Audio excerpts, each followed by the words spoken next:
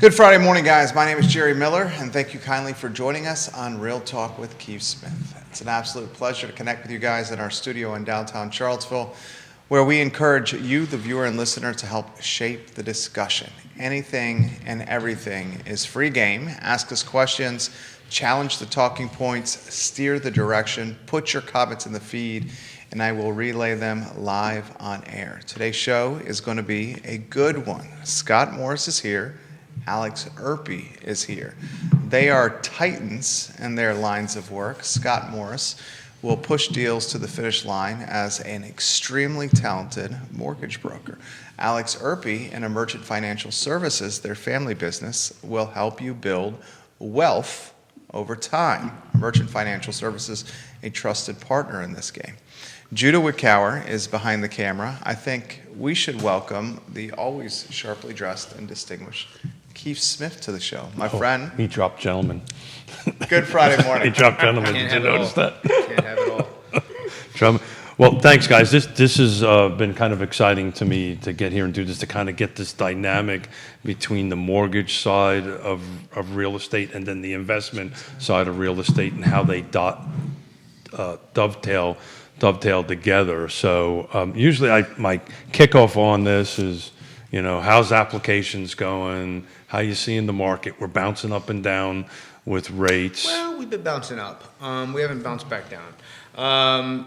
Applications have been strong. I was trying to be a little positive here. I mean, what's positive is we're not outside of a range that we haven't been in the last year.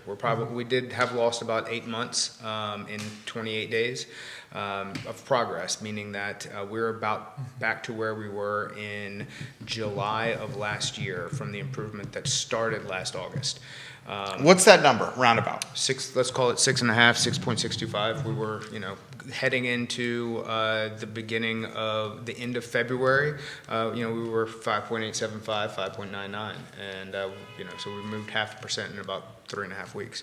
So that's been tough. And I've sent out a lot of messages, communicated with a lot of agents. If you had people that were very tightly pre-approved at a number, whatever that number was, 3 weeks ago, and they still haven't gotten under contract and locked a rate, they may not be as qualified at that same number. They may just be moving down in price point for what they're able to purchase at in today's money. I want to jump back to that a little bit about market tempo and see what you're seeing. But Alex, looks like the markets are all over the place. Talk to us about kind of tied together a little bit here. They are tied together. What you have is, right, you have a twofold thing happening. And it's funny because being on the other side, right, but oftentimes we invest in the MBS sector. So when spreads kind of tightened there, like, okay, well, this we actually saw some price increases in our end, so this is great, and now, of course, spreads are widening there. You have two things happening. Spreads are widening over the 10-year Treasury, and then the 10-year Treasury itself has skyrocketed in the past few weeks. And, of course, that which is now showing up in... Which shows up. In the mortgage side. Both of those things kind of combine to push mortgage rates up, because you have the underlying instrument having its rates, seeing higher rates, and then the spreads widening again over that instrument. And then, of course, all of that probably is connected because of inflation fears, which is the same concern that the stock market is having, right? Yeah. You have this dramatic spike in oil prices. I know they had one day where they came down a little bit, but they've kind of creeped back up a little bit. And the issue is the longer you have... It's a little bit more than a little bit, but that's okay. Well, when they came back from the small day, they're up massively over the past month. Yeah. So there's no getting around the fact that we're back at 90. I think this morning we were at 94, 95 again. Yeah. And what you're seeing there, the issue there is that the longer you have a prolonged increase in oil prices, that's beginning to seep into insurance for shipping, has gone through the roof, regardless of whether you're going through the Strait of Hormuz. It doesn't matter where you're going, shipping insurance rates, shipping rates increasing, oil increasing. At some point, when that trickles into the rest of the pricing in the economy, you now have inflation that you cannot easily claw back. It's one thing for oil prices to go up for 5 days and then come back down. Once you have a prolonged increase in energy prices for this long, you now have those second, third order inflationary effects that the market says this cannot just be clawed back. This doesn't go back immediately. And so now you're seeing that reflected in interest rates and in spreads. So we're talking both sets on this. We're talking on the mortgage side and the interest rates. Right at the moment, the Fed's held steady. But that sounds like that might change. What's occurred there is basically anyone who thought that the Fed was going to lower rates this year, that is pretty much out the window. That went out the window. Now they're crystal balling a potential hike. Some people are now predicting a potential hike. I would say my father and I are probably still of the opinion that them doing nothing is probably the most likely scenario right now. Well, it's politically the easiest decision. It's the easiest decision, right? Yeah. But the issue is you had a market that was, as of 3 months ago, pricing in, there's going to be some more rate cuts. And now those rate cuts are gone. Yeah. So the problem is, as far as expectations go, that's the equivalent of a rate hike. I mean, if the market's pricing in the cut and it's now not going to happen, rates have to adjust. So I want to pivot back to Scott and mortgages and the real estate market, because at the end of the day, this is a real estate show, right? We've, for years, have been talking about when the inventory is going to show back up. And I did a post this morning, and those who watch the show know that I do a week-over-week analysis, right? I take a look at my snapshot, and I literally, thanks to my friend Jerry, taught me, I take a picture of it, and I've got like years of week. I thought you were going to say magnify it with your phone, but keep going. Ooh. He's not sweating right now. Okay. Really? Ooh. All right. Yeah. Okay, Scott. I got it. Got it. Well, I will be professional. How does that sound, Scott? All right. Before I start sweating, there's an inside joke on the sweating thing, and we'll leave it alone for right now. But this same week, ending 2025, we had 72 new homes come on the market, right? These are across the, and now we're at 132. So that's an 80% increase. So we've been talking about this for a while. When will inventory pick back up? Pendings are also up. Pendings are up same week over week, about 30%. So we've got an 80% plus or minus increase in new inventory and roughly a 30% plus or minus increase on that. That's telling me, from my layman's perspective, all the conversations we're having right now isn't impacting the market on the street. And I was just wondering if you see it the same way. Absolutely. I mean, we've... Yeah, it's right. We are seeing more activity, listings just from the inventory and buy-side application activity interest, 100%. Yeah, so do you think, to the yet comment, we're going to, is people really following this that hard when we're at the housing market end of it, or they're in such a desperate need to find a home that they're kind of overlooking at this at the moment? I think there's a combination. I think, so here's, part of it's going to be headline driven. Should the word 7% interest rate be broadcast across the news cycle? At one show we were talking about 9%, right? You'll see, I know, but we just came back from, I hear you. If that is then talked about on like a national scale, you'll see some pearl clutching. Very much there will be, maybe we'll hold off and see what happens next. That will re-enter the chat, should that happen. So from your side of it, the mission, we're two jarheads here, two Marines here. It's called mission creep. I'll kind of leave that message alone at the moment. Do you see your end of it, creeping into this tempo that's picking? Clearly, we're in a very different housing tempo than we've been in a very long time. Well, and the issue is you don't have, at least from our end, right, the issue too that you have is when people see uncertainty in the markets, they also, to Scott's point about pearl clutching, it really much depends on what headlines people are seeing, because let's put it this way, right? S&P 500 may be down 5.5%. You'll be amazed how many people come into our office, right? We're doing the annual review that, all right, how much am I down? There's a lot of people that don't lock in, right? And then they're surprised to find out they're not quite down 5. Sometimes they're down 0.5%. Somebody 1%. once taught me a long time ago, put it and forget it. Put it and forget it, right? But the problem is, right, people aren't going to make a decision based on, okay, let me look into my portfolio, see the exact numbers. They're going to be like, oh man, things have really crashed. I see this big dollar number in my portfolio that's down. Do I want to make an investment right now?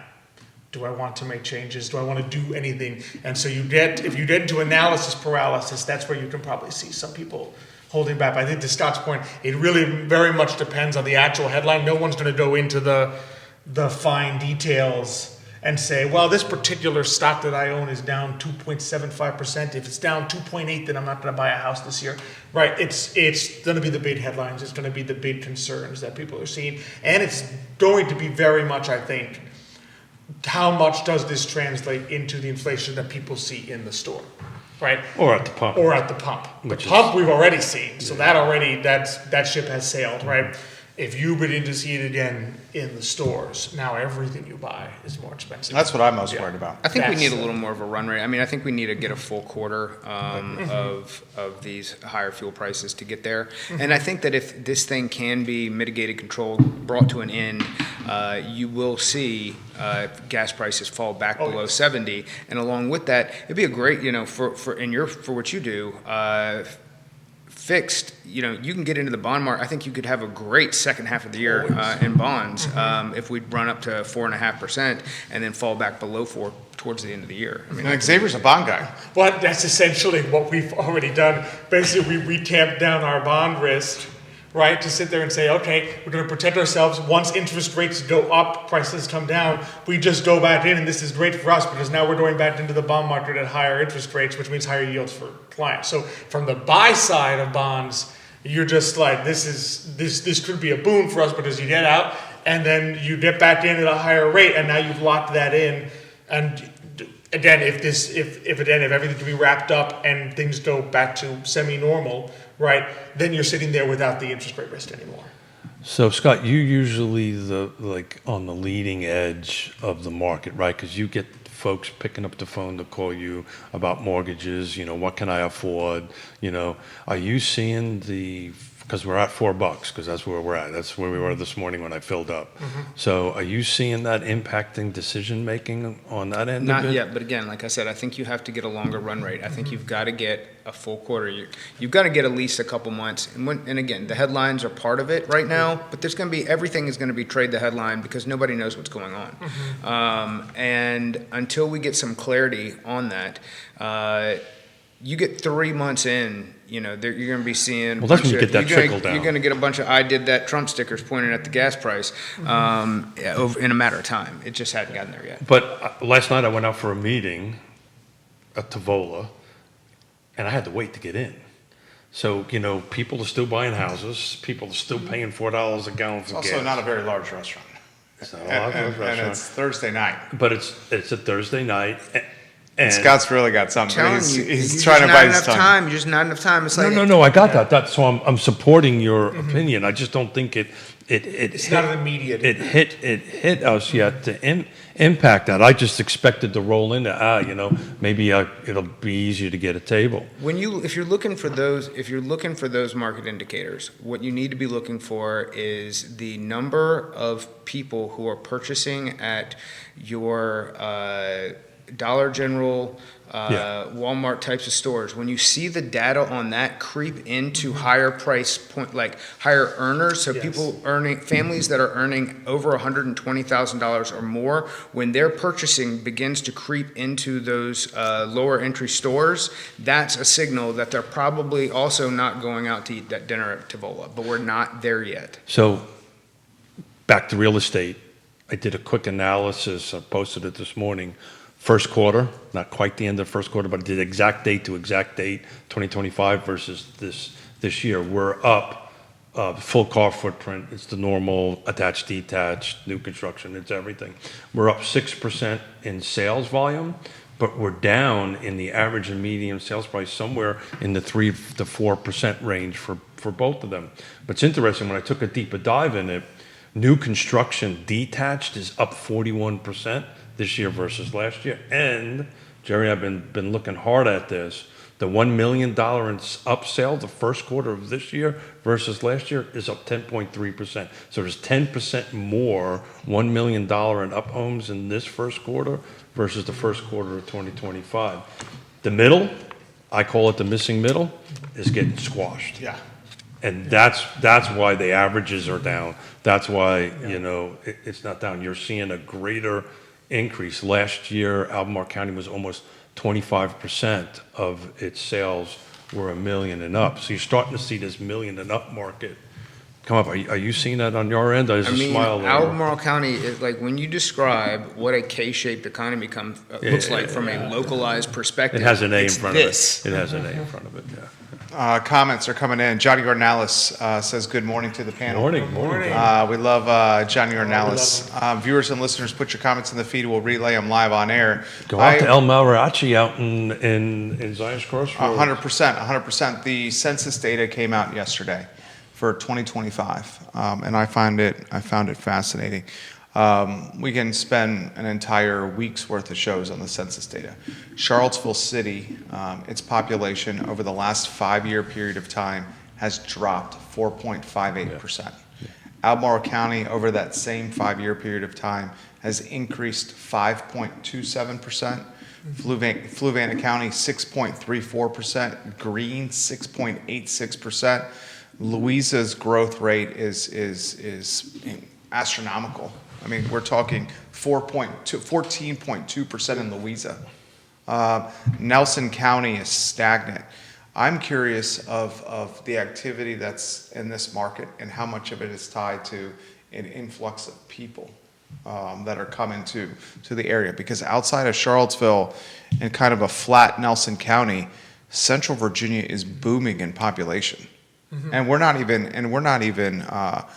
this is like the first inning of the population boom, as we've talked about with what's happening with biotechnology in the next 24 months.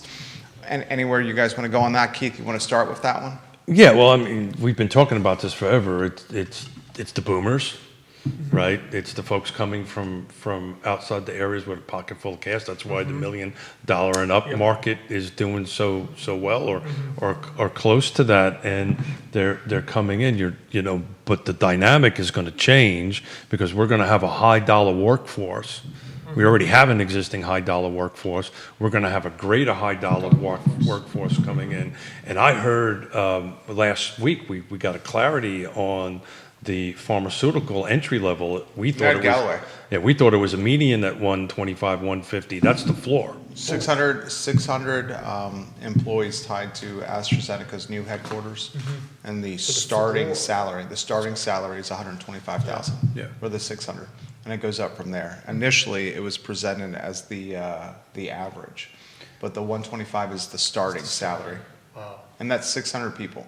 And they're projecting a population uptick tied to that biotechnology beltway of 6 to 8,000 incremental citizens in the next 24 to 36 months. I'm really interested. The insanity is where the hell are these folks going to live? I'm already angry about the traffic. Yeah, I know. This, when you mentioned the traffic, I'm like, wait till your son is the youngest, right? Yeah. Yeah, your son is in second or third grade? He's in kindergarten. He's out kindergarten right now. now. So when your son is in second or third grade, we're going to have 6 to 8,000 more people here. It's awesome. Yeah, that right there. Well, he coaches his kids, right, and a lot of stuff. Well, and the question becomes is where they're going to live, and if the missing middle is getting squeezed down, right? How many active listings at one given time, Keith, in the car footprint? And then Alex got. Well, I'd have to look at it. You got to look at it over time, but I'm looking at right now. Back of the night, yeah. And I'll let Alex answer. I can answer that question. What's active right now? Well, I was going to say the other challenge there is I came across an article about this recently. The issue is that a lot of boomers, when they move, they are moving into what would typically be missing middle 100% housing, because they're no longer. A lot of times, what they've been noticing happening is that boomers many times they're moving where their children are. Instead of children moving, staying in hometown, boomers then go follow the kids. So what happens? You have boomers. Where are the kids? Nice school districts. Where do the boomers go? Same school districts. Does it matter to them whether that school district has a house that is downsized or if it's a single family? No, they're going to come in. They're going to say, "I have cash. I'm going to do this." Who can't buy that now? We're still at 30. I looked at it today. We're still roughly around a third of all our transactions are cash. Cash, exactly. Because what's happening is we're in this scenario where the new family formation is looking for the same house as the boomers in the same neighborhood. I mean, you And guys. they're So I've been competing. They talking said about- one has cash and one doesn't. I got chastised for this years ago. I've been talking about it forever. What I want and what a millennial wants was exactly the same two things. And we're competing against that. And eventually this is going to be like a generational problem. This is not a money thing. This is, you are taking my house, boomer kind of thing. So I'll tell you what, last couple of weeks, I've been spending more time working open houses, and the number of people who are looking for multi-generational living is like, it's a crazy who's showing up. And a lot of those people are like, can we fit more family in this house? I cannot get into the details because we're in the process of trying to close it. You know a little bit about this particular project. Multi-generational house, apartment in the basement. It's exactly what's happening. The numbers haven't come out yet, but as of last year, it was roughly 18% of all the sales are multi-generation. The year before it was 14. So that is going to continue to climb because we don't have the inventory to put them in, to put the folks in. Plus, you know, my family's a prime example. God love my mother and father. We're very blessed to be able to put an apartment in the basement, and thank you to Scott for helping us make that happen. You know, we sold their home. We had a little bit of money after it. They did not have enough money to move into something that met their needs because it needed to have an 8 in front of it, and they didn't have that much cash on it. Yeah, and that trend is only going to gain more momentum as costs escalate. Albemarle County is talking about a 15-cent increase on personal property right now to fund housing affordability. Charlottesville is talking about a 2-cent increase on the real estate tax rate to fund housing affordability. Just make it make sense. Yeah. Well, what you have a dichotomy, right? The boomers that are young enough and can afford it are just going to go ahead and buy the single-family home in the same district as their kids. Because the families that... Well, it's also because it's built-in daycare, right? Yeah. You know, these expenses It's are... built-in overhead sharing. Yeah. Is what it is. Well, that's what we're doing. Yeah, Yeah. 100%. That's exactly You what guys we're doing. are doing But that. again, that's the other side of that time. There's going to be, I think we're going to see more of the multi-generation because there's going to be families that want to do the same thing, except they can't afford Well, here's to have two separate houses. Well, here's the They're trick going to be that. in the same Then you've house. got to layer in the zoning to get into my world, right? The zoning doesn't allow it. Oh, by the way, HOAs don't allow it sometimes, right? So it becomes more difficult to layer that in. Look, this is a quick lookout, car footprint, all the jurisdictions, all the property types. Right now, there's 636 Active listings. active listings right now, as of right now. But if you take a deeper dive into that, a lot of that's, like if I pull out new construction, a lot of it is. How many of those active listings are paper houses? Well, is that what you're saying? Yeah, I can't Right, without that's paper specifically. Paper houses is like the architectural yeah. plan. Exactly, yeah. It would be very, I could do it, but it would take forever. So I just took new construction out of it and it dropped to 528. Yeah. So if we say, let's just say back of the napkin numbers. So I went from 638 to 528. Okay, back of the napkin. 500 active listings, and in 24 months, 6,000 to 8,000 people moving here. Yeah, but the problem with that is, insanity. but the Think problem about is if you really look at those active listings, that number's much lower. It's Yeah, much exactly. lower Much because some of those are so long in the tooth, they're dilapidated, they're non-loanable. Look, and Scott can I don't know jump.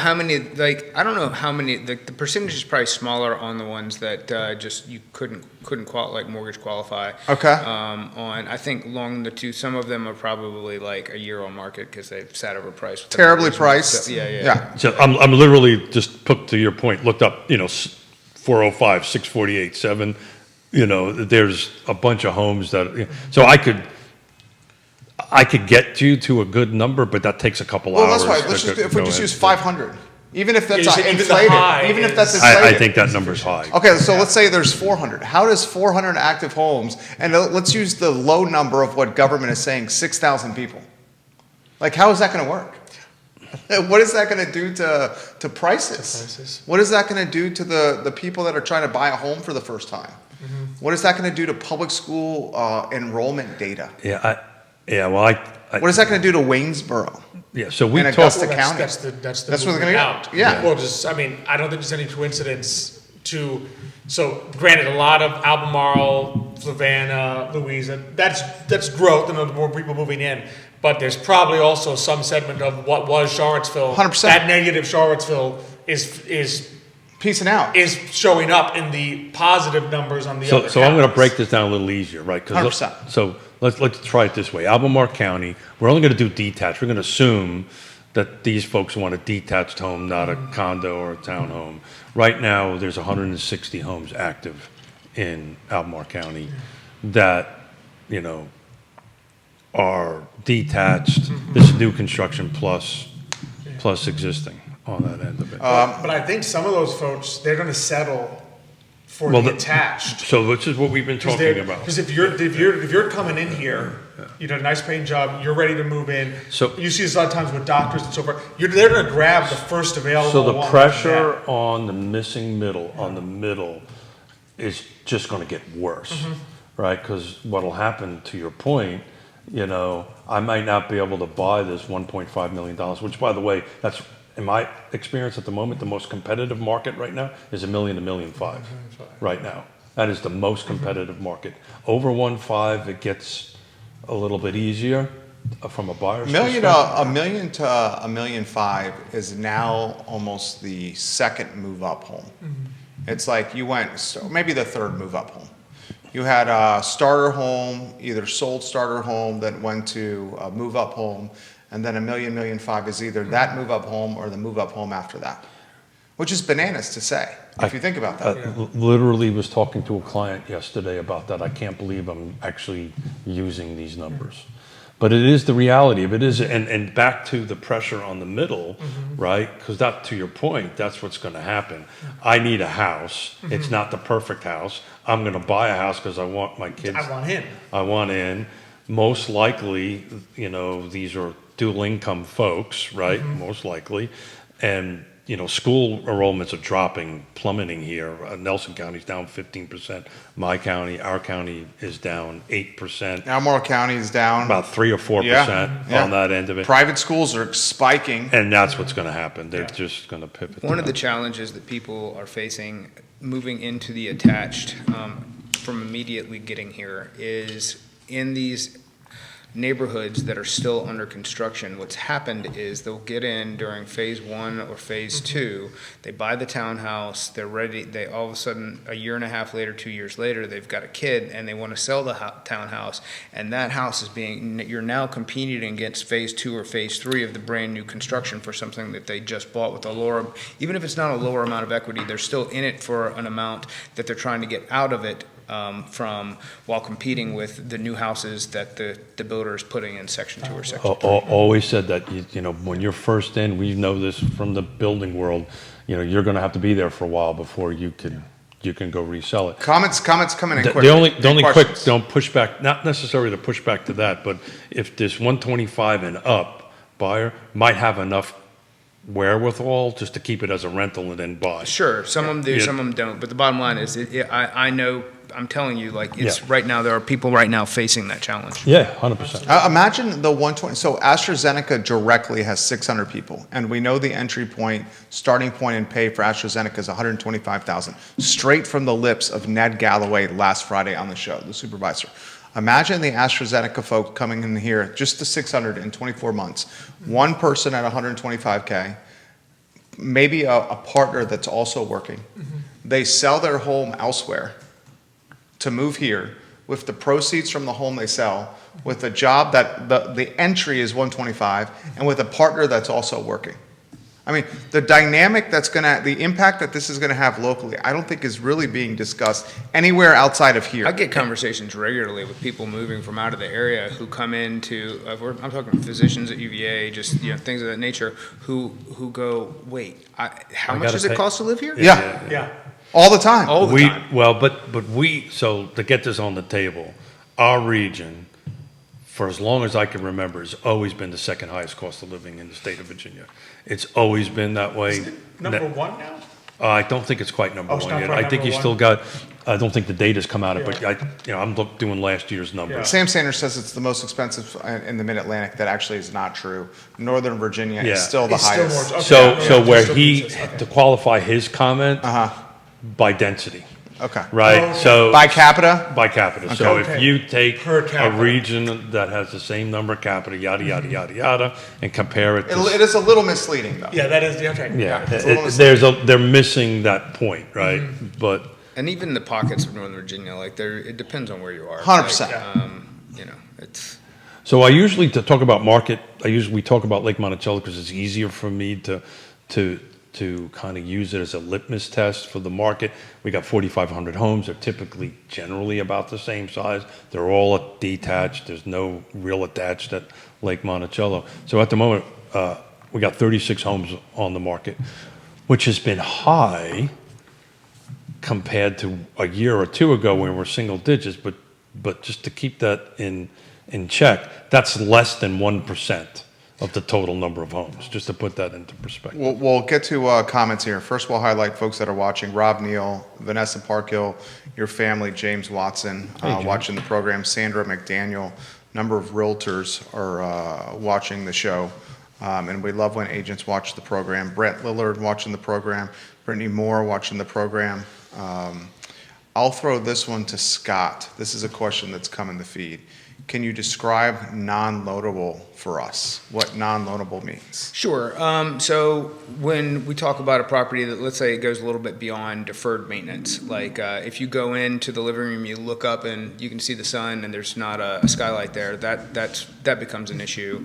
When you go into something that somebody maybe started as a project to rehab, or they had renters in it at some point as an investment property, and you've got exposed subfloor, exposed wiring, there are, you know, we get transactions every now and then when someone goes, well, we can't do this with a conventional loan. It's like, no, it still doesn't meet like standard requirements that the end investor wants to have the property meet to know that a borrower isn't going to buy it and then go, I can't deal with this, and then walk away and not pay. So when you get into certain foundation issues, septic problems, there's certain requirements that a property must meet in order for it to be loanable, and that varies from various products, be it VA, FHA, conventional, and largely you can think of conventional product as long as there is nothing that is unsafe or too damaged, it's probably going to be okay, or at least there, you may be able to finance that. And then when you get into FHA and VA, safety and quality become a higher issue. Like if there's loose deck boards, or if there's peeling paint, if there's not handrails in certain places, if there's a drop of more than 18 inches or stairs, those are all things that become an issue. And some of them are very easy to solve. One of the things that an agent asked me the other day, they're like, well, the other lender said, this may not work because there's peeling paint. I said, well, that's a very it'll still work. Somebody will go out there and they'll sand it and they'll paint it. I mean, it's not a huge area that we're talking about. It's still a very solvable problem. So what's the problem here? Is it a problem? Yes, it is a solvable problem at the end of the day. I can totally see you answering that question. Yeah. I'm pretty sure we could figure that out with the peeling paint. Even Judah's laughing. That's we called- know how Scott would answer that. That's called thinking outside the box. I mean, the answer isn't no. It's just like, no, all right, well, let's go figure it out. You're seeing this in the marketplace right now, even though tempo's picking up. Is it the panic? Yeah, there's a little bit of panic in the underlining in it. I think that comes when you're buying homes. Like you take that hot category of $1 million to $1.5 million. We look at this, my wife and I, all the time. If you look at what $1.5 million house is right now, you would be shocked in a lot of cases of what you're buying. I literally cannot disagree with that. It's blowing my mind. It is. What you at $1.5 million, and how much money you will have to put into $1.5 million home in Albemarle County. So I've got a real world example that maybe Scott can help us through. Similar situation, right? Let's call it that price range. We'll leave stuff out of it. The home, we've got good septic. We're in good physical shape, but the deferred maintenance on it is terrible. It needs new roof, yada yada yada yada.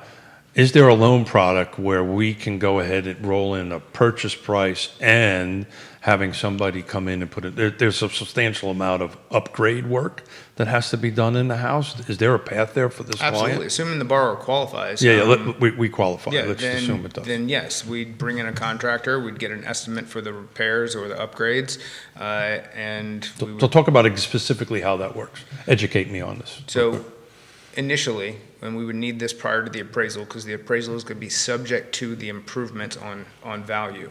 So you would have a client, they would say, hey, I really like this house, but we all know it's rough. We go, okay, cool. Here's Joe's Renovation Company.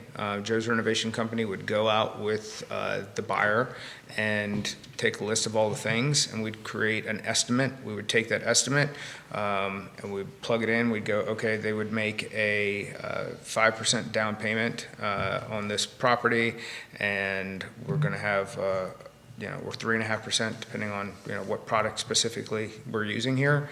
And we would have an estimate. We'd give the estimate to the appraiser. The appraiser would have a subject to value for completion. The borrowers would close on the property like any other transaction, and then the renovation company would have 6 months to complete the repairs that would be paid out in a draw schedule as they proceeded through, and the appraiser would go out and look at it and see that it met its final condition. Rates are competitive on that? Rates are competitive. Yeah. So I think to Jerry's point, you're going to start seeing upticking on that, because I think the buyer profile that's coming in at that price point are well qualified, right? But the product type it's missing the features and the condition on it, right? So real estate, as we talk about, is 6 things, right? Location, price, features, condition, timing, and who's on the other side matters. So you have a tool available for real estate agents and for buyers to fill that gap. But they can't do the work. They need to get a Class A general Correct. contractor in Correct. to do it. Is that so? I mean, that's a sticking point a lot of times. Is somebody who wants to, everybody wants to play, let's make a deal, and sometimes the deal is they want to do the work themselves, Yeah. but unfortunately, that's not the way that this works. Is the builder qualified just through the process, or they can use whoever they want? They can use whoever they want. They need to be a Class A builder. Got it. Perfect. All right. Comments continue to come in, and then Thank I you. have one for my personal family that I'm going to put on the feed here, that my wife has given me the green light to ask. She gave a green light. Of Scott and Keith. First, this is from Rob Neal. Rob Neal's super sophisticated guy, finance guy, development guy, super smart guy. He says, Thanks for that. has there been more seller finance deals locally, Keith? Similarly, I have a hard time with that word. Have you seen more cash purchases that are actually boomer parents buying than financing for their kids after closing to win the deal? Like the boomer parent paying cash to help their kid win, and then they get into a financing vehicle once they've made the acquisition. So seller finance in that one. So seller financing, it's a little bit difficult in this market. You don't see a lot of that on it. Typically, because they usually have a primary mortgage on it, and seller finance, you got to satisfy that, and the math doesn't work. And on the residential side, everybody's got to be pretty sophisticated to make that happen, right? The seller has to be prepared to be the bank, right? Mm-hmm. Right, and be prepared to do that. In some cases, it's a benefit. I've done it on multiple clients. Best kind of deals in some ways. Specifically commercial. But even on the residential side, I've done enough of them where it has to be very specific to the seller's needs, right? Generally, it's wrapped around their tax liability, right? They don't want that money, but they want it over time, right? The second question I forgot. Try that again. Are you seeing boomer parents? Yeah. Thank you. Yeah. So the short answer to that is yes. Yeah. You're seeing that. To win the deal, to go in there. You're also seeing situations where, the buyer's capable of buying cash, but they don't want to, but they use cash to go in it, and we're allowed to do this in the contract. Then they pick up the phone and call Scott and go, okay, I don't want to use my cash. I want to keep it with you, making whatever you're making on it. To that point, if you're in a private note that's about to balloon on you right now, reach out to me and we'll see if we can get you out of it. So. Nicely done, Scott Morris. Nicely done. Good segue. I heard something, I had talked to 2 sellers looking for a particular property that they had deals under contract that fell apart. No, is no-doc loans starting to creep back into the market? What are we calling a no-doc loan? That's a great question. I didn't- Tell me more about the property, just a snapshot. Like what? Yeah, it was multi-million-dollar properties, and the buyers. So were, I've seen an uptick of people with a lot of money who are looking to get into short-term rentals on multi-million-dollar properties. And the problem typically is somebody tells them that they can do it, but they themselves have no rental history. And one of the investor requirements or underwriting conditions in order to take on an investment purchase. You're talking DSCR loans. Yes. Yeah, DSCR loans.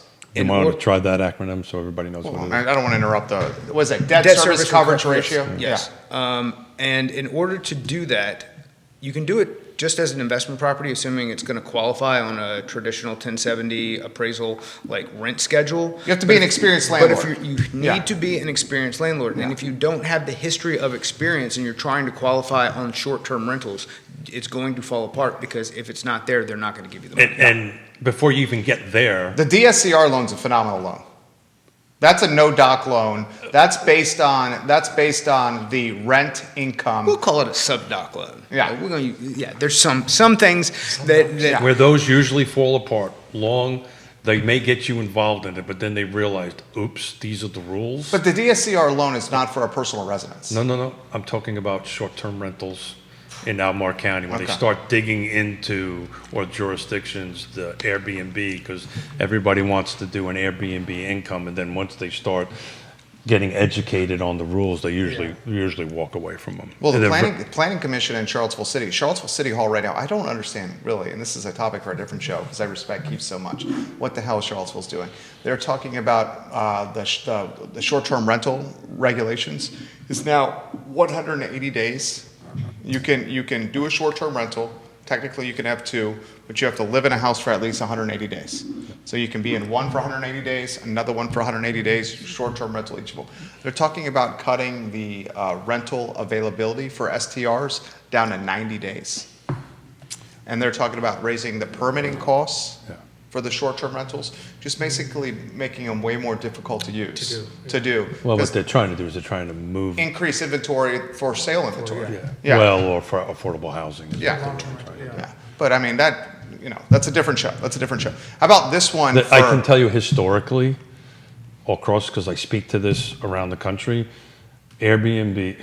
ADUs do not help in the housing affordability market. It's just, they have to be so heavily subsidized that either subsidized on taxes. They work a little bit in Seattle because their taxes are so high and you get tax benefits for a long period of time.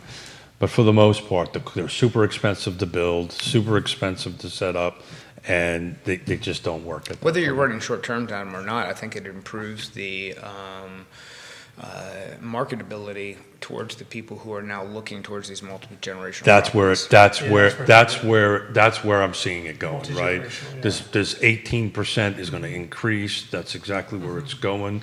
The AKA granny flats. The kids and the babies live in the main house. We live, as you know, we live at Lake Monticello. That's what I wanted to do in my house, but I couldn't do a detached ADU in Lake Monticello, even though I live on a 2-acre lot. I had plenty of room to do it. Because the HOA. The HOA would not allow. Aren't they doing detached ADUs on the Ravenna Trail? Oh, Scott Morris. Dun-dun-dun. Scott Morris. I love that right there. Saw that Look Can- at you, buddy, huh? He's always on point. Can you imagine if 250 people that lived in North Downtown chose to go to Dick's and buy some Coleman tents and some Yetis and go camping for 6 months we're on the gonna move Ravenna on. Trail? We're gonna move on. I mean, I'm just going to say that right now. Scott got me going What right was? there. Hold it. Where did this whole "I got too much respect for Keith" I- thing go? You right. He knows how to fuel my So, fire. Alex, how's Scott the family Morris. doing? We'll let these two guys talk. All right, no, how about this personal question? No. I'm talking to Alex. is real The estate- adults in the room are going to talk. Real estate tied to my family. Thank you. Here, what do you think about this? You guys know we like to sell homes, and now my wife is on board with that. We like to stay in them for 2, 3, or 4 years. Make sure we hit that 500,000 in capital gains, which is the 2-year marker, right? You have to be in there 2 years. 2 years. I think we're at that point in June, and we're probably eclipsing that gain number already in 24 months. I would certainly love to jump to something else. This is the question that I have for you guys. Do you consider selling the home, because you have to buy something next, before the 24-month hit with AstraZeneca and biotechnology? Because then you know the buy is a little bit more affordable, but you're also selling at a time where demand is not the highest. Or do you wait to that 24-month influx of biotechnology, get the demand of 6,000 people coming in, so you sell at a higher sell at a higher price point, but you're also buying in a more competitive climate. You see what I'm saying? Yeah. I'm going to save my comment for last. I'll see who wants to Well, jump. I mean, maybe I'm a risk-averse, stress-averse person. I would stay out of the stress if I were to buy. So you're saying you would not do it? You're not. I would not wait. You would just stay. Oh, you would do it I now. would not wait. I would do it sooner if you Okay. want to do it. Well, okay. That's a purely personal That's a good strategy. question. Any suggestions? Just get the mortgage with you. I don't think he's not that kind of guy. He does not. I'm not a time the market guy. I'm gonna do what you like, what fits your needs. Like, for example, like I am about to start a renovation project because I hate everything I look at when I go out looking for houses. So, it just. What's your current house? Yeah. Yeah. Cool. It's interesting. I read a national stat that renovation market is declining drastically year over year. You're seeing a little bit less of that. Not really sure how that impacts the market overall. It could just be a blurb, but Your house is beautiful. I've seen you do the videos in your home, Keith, or Scott, in your kitchen. It's very nice. It's because if I would say that it's declining, it's probably because the amount of new construction that is being That's it. subsidized in order to prevent people. That gives people another option. I don't love a lot of the new construction. I don't like the neighbor. I don't want to be in 95% of those neighborhoods. It's not my thing. it's interesting because this price point that I think is becoming difficult to fill. That's what they don't want. They want the 1 to 1.5, but they don't want to be in an HOA. They don't want to be. They want a little bit more room. I mean, I talk to people for a living. I don't need to see them when I'm done with work. You know what I'm saying?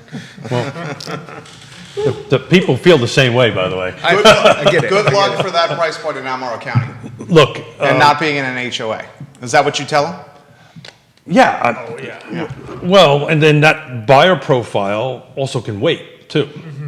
But to the conversation that we're just having right now, the conversation I'm having with them, but you're chasing something that's climbing, right? Yes.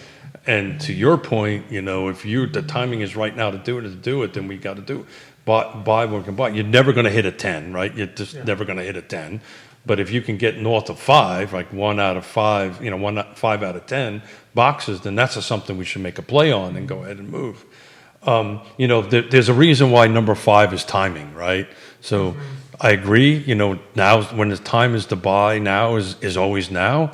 But strategically, I would strongly look at trying to find something now. The question becomes, you're 2 years, can we negotiate a lease back, right, to give you that time that you need? But if you can time this right with your 90 days that lent Well, you're saying back, you already hit the 2 year. Have you hit 2 years in June. Yeah. So if you list it right now, it would hit yeah, June. you list right now, yeah. Yeah. so if you list it now, it'll probably close in June, July, Yeah. you hit your thing. Yeah. you Well, just- then the question becomes, and this is always the case, where are you going to go?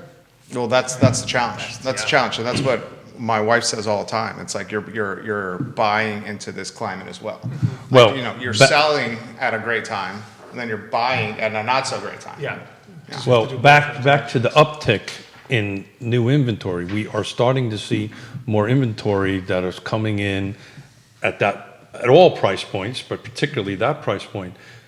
I think the real estate market is back to the normal. I've called this at the end of last year. We're back to the normal tempo, up and down, right? So we've kind of came to an early spring market.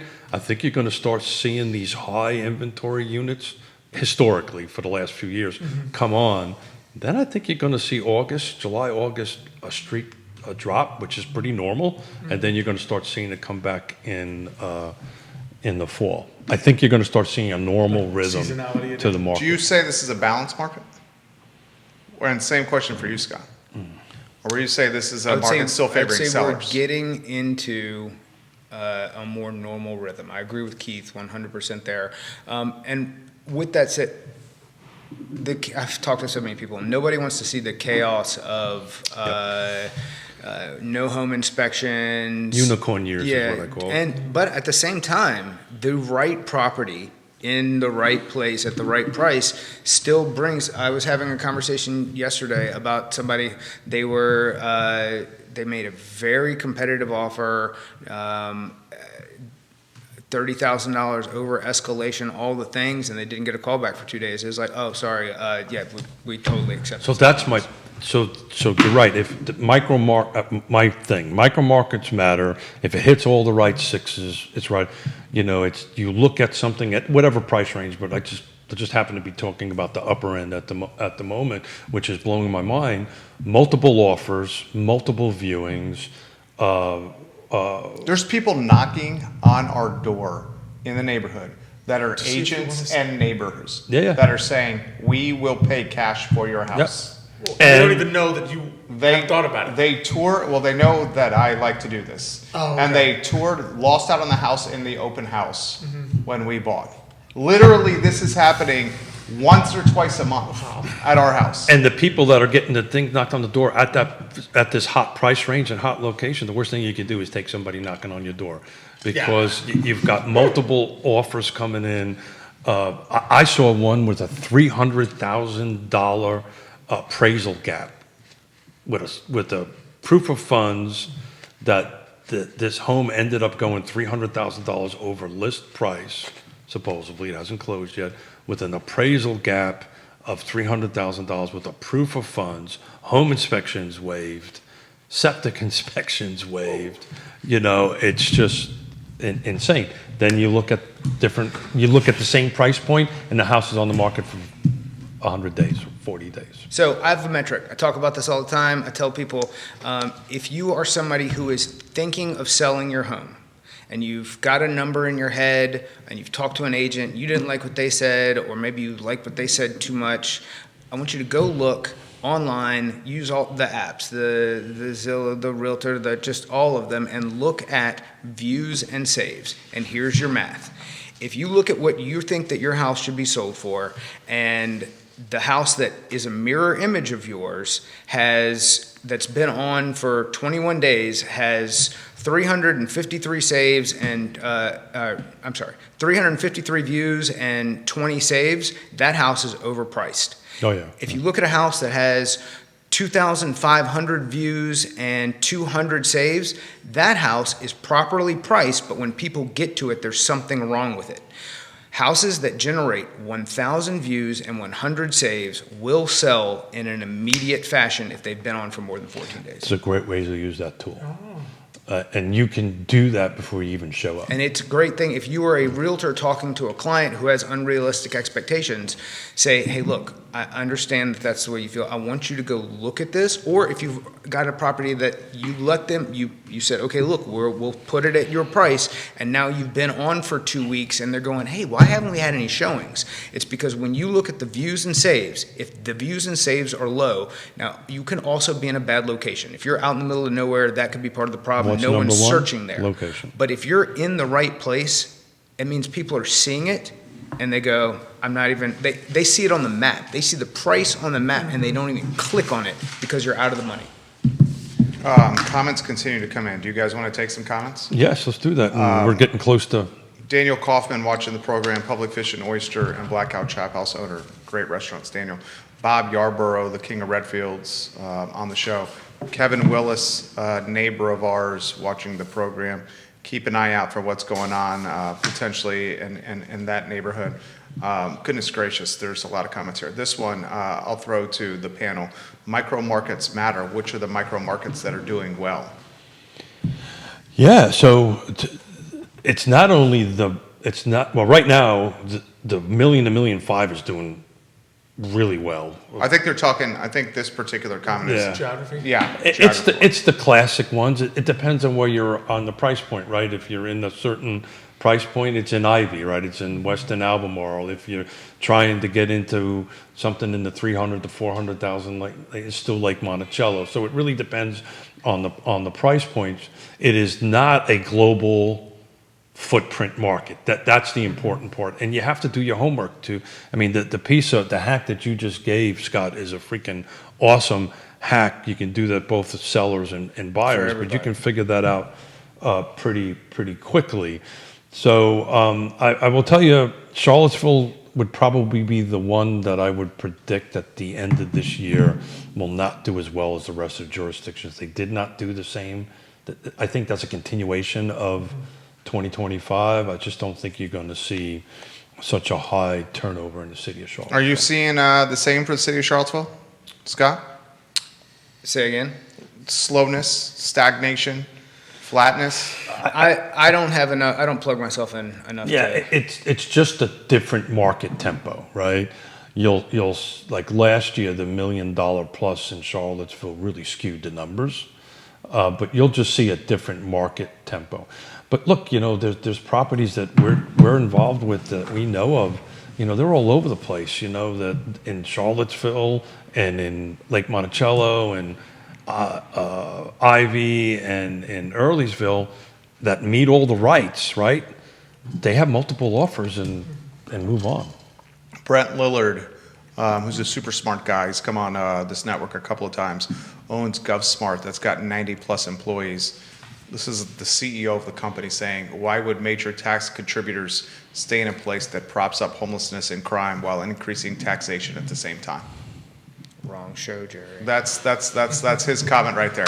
Well, Interesting comment. so the only comment I can make to that is, okay, they're still coming and they're still buying. and Well, they're he's still talking city selling. of Charlottesville, and I think that speaks to yeah. the population. Population and crime. Other comments are coming in. How about this one for Scott? Do we anticipate mortgage rates getting back into the fives in 2026? I think the second half of the year, depending upon the outcome of this Iran situation, 100% has that possibility. And it will happen assuming that the Strait of Hormuz is open, shipping insurance goes back to normal, oil falls below $70 a gallon, a barrel, and then all of a sudden the Fed has replaced Jerome Powell. We have a forecast of trending down. The market will get ahead of the projections, and you'll see things move back into that range. And I'm a strong believer. The sooner that we put this thing to bed, the sooner we get back in that direction. Absolutely. Yeah, and I totally agree. And I posted something that I didn't even understand why we were there. That's a different show as well. This has now just hit the breaking news wire that Iran has officially rejected a U.S. proposal to end the war. So that literally broke 22 minutes ago. Yeah, hence why WTI crude Yeah, is 97.19. Yeah. Look at to me. It's like Brent is now at 110. Yeah, and WTI is right at 100. So, and to the point, right now they are letting their own ships through, and we've eased sanctions on them themselves so that they can sell their oil into the market to keep the prices lower, which gives them no incentive to end the confrontation. Right. Alex Urpí, my friend. Anything that you want to? No, I think to Scott's point, what it's funny. I do like to remind people, right? We also had a lousy first quarter last year. And I had so many people that were like, this is it. Everything's going to fall apart. Just get your money out of the market. Especially right since now. it was Trump's first year. Especially Trump. April 2nd, markets collapsed. Get your money out of it. And things return. So as much as we can have crystal balls, right, the issue is we don't really know what is going to happen in the second half of the year. Let alone, heck, we don't know what's going to happen in the last three quarters of the year. We're only a quarter of the way in. So there's a whole lot that can happen. I think to Scott's point, what's going to have to change, right, to see these kinds of changes is a change in expectations. We don't actually need to wait. You don't actually need the day that the Federal Reserve replaces Powell and the next guy comes out and says we're lowering. You just need a change in expectations, and that's what drives the rates in the markets. That's right. You don't need a crystal ball. You need brass balls. Give Alex your money, put it in, set it, and forget it. I like it. But there's a lot to say to that, you know, just putting it, well, we're going to keep a track here on the show about the real estate market and see how it's going. At the moment, I don't see anything impacting it, but that's today. Tomorrow it might be different. Next week it might be different, to your point. That's why I looked at last quarter versus this quarter and how we've now increased in volume. We've increased, we've decreased in price point, but the reason we decreased in price point, averages and medians, is because the numbers are larger, and it's versus 2025. So we're going to keep a track on it.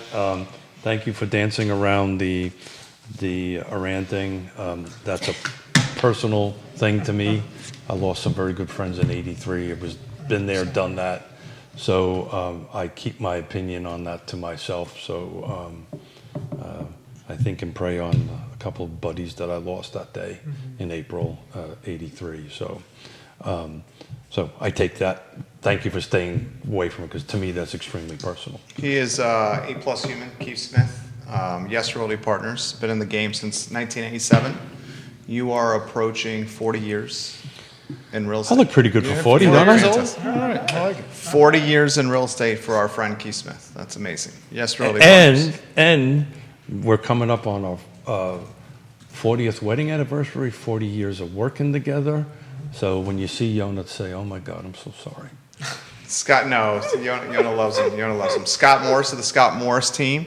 Anyone and everyone that needs anything mortgage related, whether it's refinancing, whether it's a loan, whether it's an investment property, whether it's a construction loan, the Scott Morris team, that's who you call. This guy right here. And he's quick to answer. He talks on the phone with you people. Amen. That's extremely Oh important. my God. So- Is that driving you nuts? I'm telling that you, nobody wants to Scott talk to? solves problems. The Scott Morris team is who you want to contact. This guy is Alex Urpí. He's the CEO of Emergent Financial Services. If you're looking to invest your money and grow, compound your money, Emergent Financial Services is who you contact. It's a family-owned business. You will meet with either Alex, his father, or his two brothers, Or more likely all four. or all four. I mean, it's literally a Hold family-owned it. When I business. meet you, it's only you. What's up with that? Or you're special. Yes, well played there. You think quickly on your feet. That's one of your I'll remember talents. this when we meet later. Great show. Yeah, just real quick, Scott. Thank you. 2 good hacks you did today.